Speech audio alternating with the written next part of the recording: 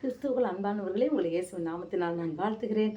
தேவனுடைய வல்லமை, தேவனுடைய கிருபை, தேவனுடைய அன்பு, தேவனுடைய இரக்கம், அவருடைய எல்லையில்லாத சமாதானம் உங்கள் ஒவ்வொருவரையும் நிறைத்திருப்பதாக. ஆமென். ஹல்லேலூயா. பிரியமானவர்களே, இன்றைக்கு ஒரு கேள்வி கேட்குறேன். உங்களுக்கு பால் பிடிக்குமா, பிரியாணி பிடிக்குமா?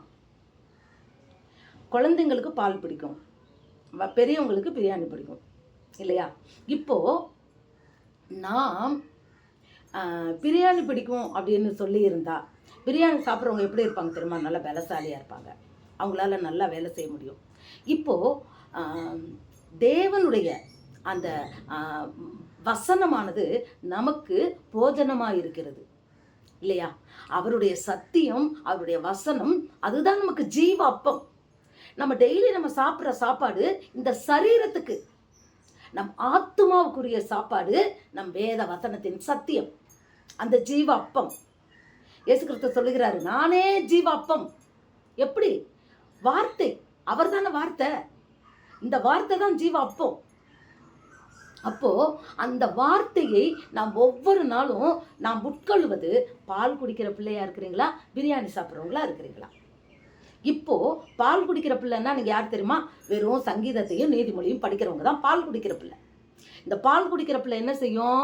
நடக்காது, ஓடாது, அப்போ தான் தவழ்ந்துக்கிட்டு இருக்கும், மெதுவாக நடக்கும். பால் பிள்ளை குடு குடு குடுங்களாம் ஓட முடியாது. அது குழந்தையில இருந்து தானே பால் கொடுக்கும். அது வளர வளர என்ன செய்யணும்? ஆகாரத்தை நம்ம நல்லா புசிக்கணும். இன்றைக்கு நீங்கள் மறுபடியும் பிறந்து எவ்வளவு காலம் ஆயிடுச்சு? எத்தனை வருடங்கள் ஆனது? எத்தனை ஆண்டுகள் ஆனது? இன்னும் நீங்கள் பால் குடிச்சுக்கிட்டா இருக்கிறீங்க.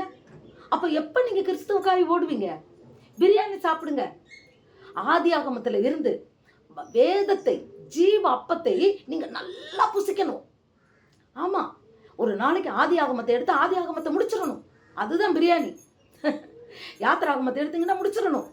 முடிச்சிட்டேன்பாங்க சிலர். சாப்பாடு உட்காந்துட்டாங்கன்னா சாப்பிட்டேன்னு சொல்ல மாட்டாங்க, முடிச்சிட்டேன் அப்படிம்பாங்க. அது போலதான் பிரியமானவர்களே, ஆதியாகமத்தை எடுத்தால் ஆதியாகமத்தை சாப்பிட்டு முடிச்சிருங்க. ஜீவ அப்பத்தை முழுசா சாப்பிட்டுருங்க. அரைகுறையா சாப்பிட்டு போட்டு போயிடாதுங்க, உங்களுக்கு பலன் கிடைக்காது.